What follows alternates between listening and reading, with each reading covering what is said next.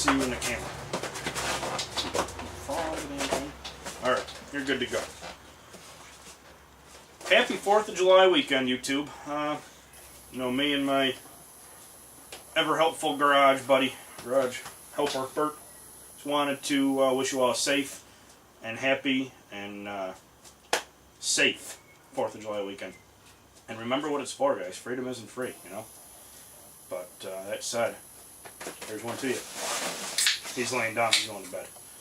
Oh, heck. Gonna be a quick one. Just wanted to say hi and wish you all a good weekend, a safe holiday, and show you my newest finds. Had a pretty great start to the weekend. Truck tried to die on the way to work.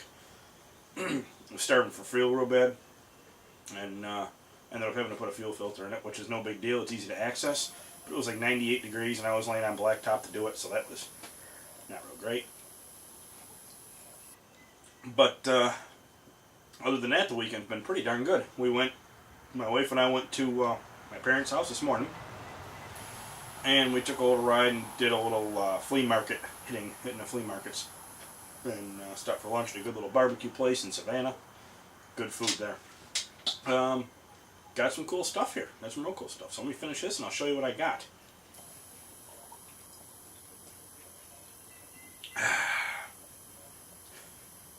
Oh, got a new hat too. Before I step away from the camera, got a fancy new felt hat, brand new, $6. Can't go wrong there. Looked it up on the internet. They're like 45 to 50 online, so didn't do too bad with that one. Alright, let's get to business.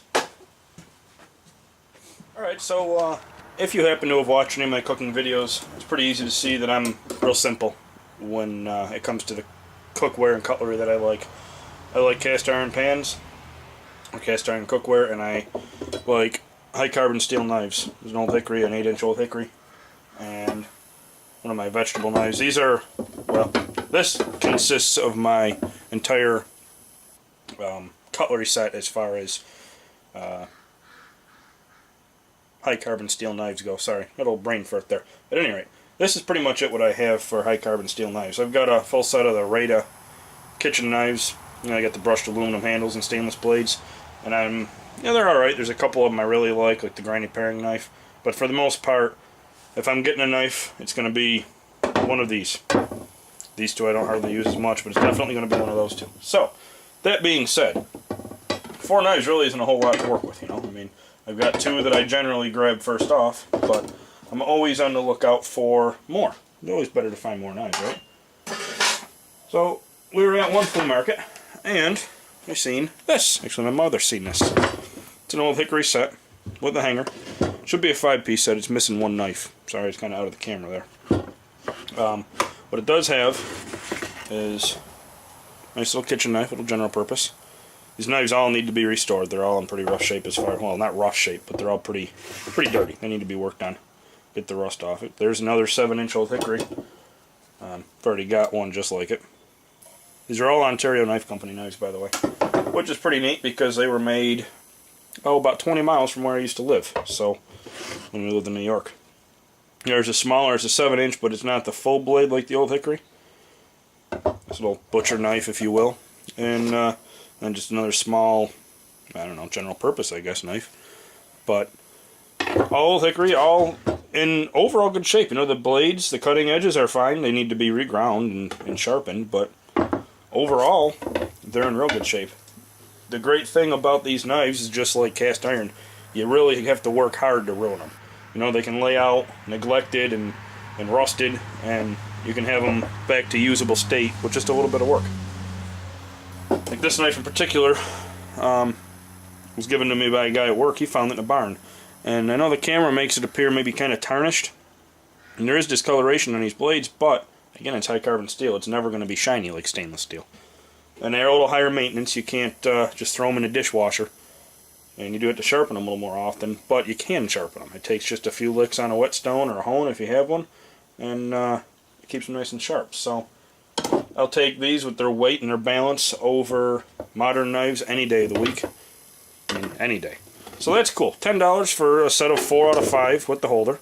I mean, I can't complain. The holder's in pretty decent shape. It should have a string that runs across the top, but it doesn't. It's dusty, got some cobwebs, but if you consider not the old hickory. Lighting's kind of bad here, guys, I'm sorry. But that wasn't my favorite score of the day. My favorite score of the day comes in the form of this right here. What we're looking at is an International Edge Tool Company hand-forged cleaver. It's a 6-inch blade. It was made in Germany, imported to Newark, New Jersey. Now this cleaver in particular, well, it's a full tang, so you know it's weighted very well. It's a good, heavy, again, high carbon steel, good, heavy cleaver. I got this from some Mennonite guys at another flea market, and I've seen them a few times. Matter of fact, I bought this old hickory, the 8-inch from them. This is a great cleaver. I paid $40 for it, which may seem a little pricey, but if you look at comparable, not similar, comparable cleavers on eBay, you'll find that that actually is pretty cheap. And I'll tell you, those boys, when they sell you a knife, they sell you a sharp knife. And that will take the hair, they sharpen it for you. Right there while you watch, they sharpen it. And the guy that did this did it on a belt sander. And touched it up with buffer. And did a fine job. But at any rate, this knife was made in the 50s, right after World War II, so early 50s, and they were made in Germany. Obviously, the American public wasn't real big on buying German-made products right after the war. So what they did is imported them to Newark and sold them out of Newark, New Jersey, to local hardware stores and surplus stores, things of that nature. So that was a pretty good find. Overall, the thing is in great condition. The handle's beautiful. The rivets are still nice and shiny. They're not all gunked up. I'd say it's seen pretty minimal use. Opposite the cutting edge on these heavy cleavers, that's usually all beat up here from, you know, they'd set it on something and they'd smack the top of it with another cleaver to cut through. And this one's in real good shape. It's got a couple hit marks and that's it. So there it is. There's my find for the day. And I'll be honest with you when I say I couldn't be happier with the stuff that I got. So, that's what I got for you guys. Just a quick video on my newest junk finds. And again, I want to wish you all a safe and happy 4th of July.